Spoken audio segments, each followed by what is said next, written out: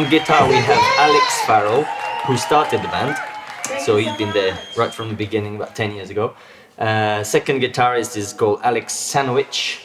And then you have on the bass, John Matthews. I'm giving you all the English first. Let's do all the English first. English out of the way. Then on tenor sax you have Edmund Swinburne. These have all been in the band since the beginning. And then you've Andy Watts on trumpet. He's been there from the beginning. He's from New Zealand. And then you have Giuliano Sella, Italiano, on drums. Yeah. Richard Sweet on the congas. He's the new boy. He only joined like new kid on the block. a couple of months ago. Who am I missing? Juanita Euca on vocals. This young lady. Juanita. And me, then you. Clevens. My name is Clevens, and I'm from France, and I'm on the tenor baritone sax. I think that's it. That's it. That's all of us. It's an honor. It's an honor.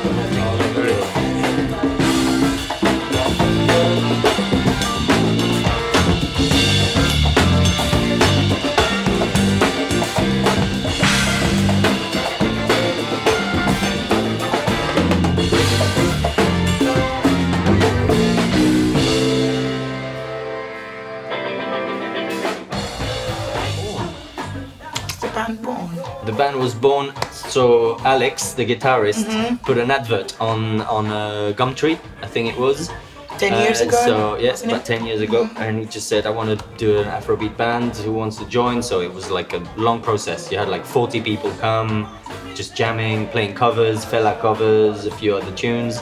And that lasted for a few years, and then slowly we started writing like original material. And so it was born like that. We didn't know each other, it was just kind of for the music. I joined the band 3 years ago, and it's been an interesting journey creatively, because what we do is like we will book sessions, and whoever is available, and try to meet as much as we can, and spend many hours just really, writing ideas. We'll have like an idea like website thing that we put all our ideas where we can listen at home or whatever, but just jamming together. Just vibing with the energy in the room for hours. There's so not. It's not forced. It's not like we have to do this. We all can, put all our ideas together. It's pretty collective. It's very collective and really interesting way of writing, if that makes sense. You have a big pool of friendly musicians. Maybe let's say it's an all-star band like Average White Band from Scotland. They have this kind of, so in a kind of style, I can imagine. A little bit, yeah. We come in, usually we have like, somebody's got like one little idea, like a guitar line. Yeah. And we say, okay, I've got this idea, and then there's a collective thing. So it takes a very long time to write the tune. It takes time because you have to... one person saying, okay, you do that, you do that, you do that. It's like, it could be like a chorus will come. Like one of the tunes that we have, All You Need Is Air, the way it came up, that was really... literally like feeding off of everybody, and I can't remember who somebody came with the idea or not, but I remember just we vibed with the vibe of the song, like having the vibe first, and then we wrote the verses later. Like the idea of the verse came later. It was there already in the music, and then I came with the melody, and somebody else came with that. It's always like that. Somebody always putting ideas in a basket, and then we make it work like that. I think it's been like that.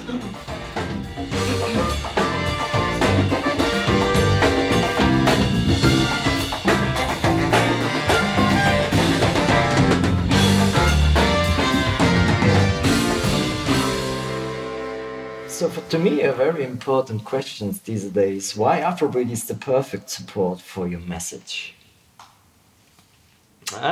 I don't think. I mean, it happens to be Afrobeat. It could have been something else. For us, that's what.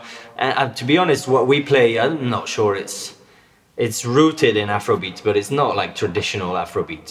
Like purists would probably argue that it's not Afrobeat. But for us, that we base it in Afrobeat. We start from Afrobeat and then we take it somewhere else. So I don't think it really matters. It's just it's just the music that comes out is what it is. But Afrobeat, I suppose, the fact that we all have like quite strong opinions and quite we're quite bothered by a lot of things, and so we want to speak about stuff that's a little bit more than, you know, oh, my baby left me kind of thing. So Afrobeats it works. We love that music and we have a message, so it seemed natural to play that kind of music, I suppose.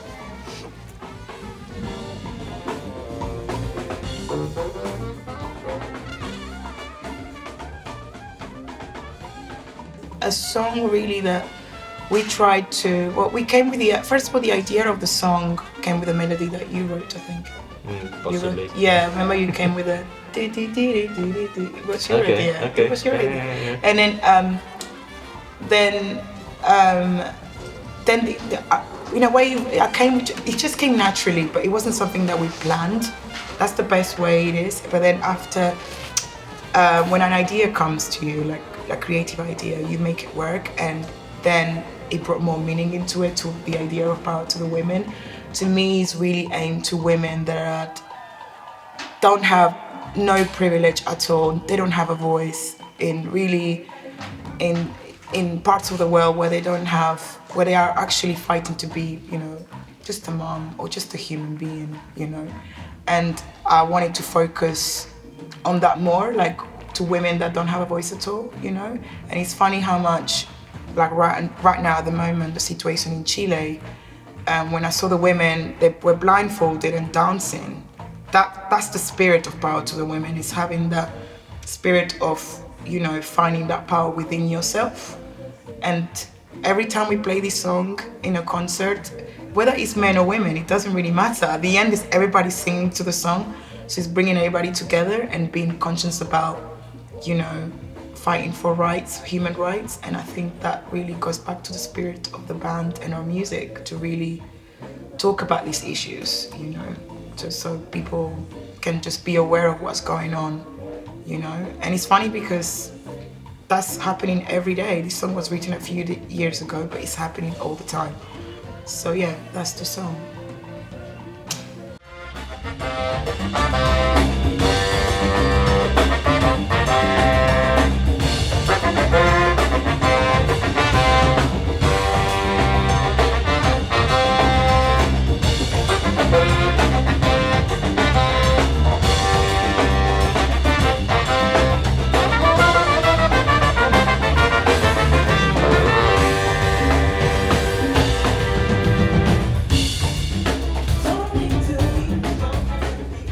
Well, that's really strong. It's quite vast because there's different places in the world, but it feels like every woman in different communities, I would say, will suffer discrimination. Some of them will suffer higher than others, but I think that, again, there are communities where women are really struggling and they need that support. Not only women with women, but I think to help women and any other human being, we need to work together. I don't think that it's just like women help, you know, women can help women, obviously, but also we need men in the conversation as well to work with each other, to listen to each other, and just embrace our differences and get over it. I'm thinking like we're in 2019, we're going on 2020. Things, by now, we should have learned our lesson. We should have read every book out there that talks about human rights, that talks about humanity and how much our differences makes us stronger, looking at the strength. And just, you know, especially with younger women, I think also there's a problem in deprived countries, whether it's in Africa or even in parts of Latin America, where I think that's the source where the problem is, having girls going to school, you know, going all the way that they can, all the way to the top, in a way that can really participate into improving our socio-economic conditions in the world, in a way that we need that balance where men and women are strong, not just men. You know, and I'm not against men at all. Why would I be against men? I love men. We all do, you know. We love women. We love women too. Exactly. I think it's about having that, just finding that balance. And I think in the world we're living right now, we're really in balance. We're really like that person saying something, and then, you know what I mean. It's just we have to listen to each other and be careful. And I think right now there's that movement happening in Latin America and also in Europe, everywhere else, where women need a voice, women need a space. Not only women, but also every person, especially in really difficult economical situations where everyone needs a voice, everybody.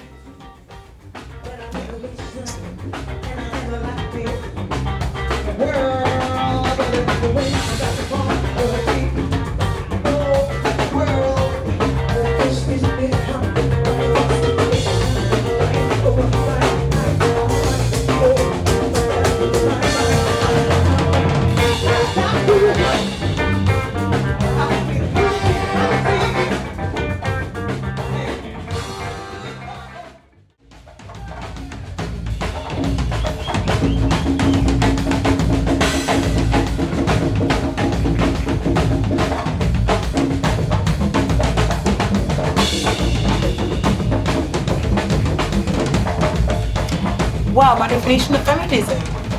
That is you know what, I've always been looking at the history of feminism and how much is coming to, people can't understand what it means. I feel like nobody knows what it means. And if there are women literally fighting for their voice. And like I've said earlier, like fighting for their humanity.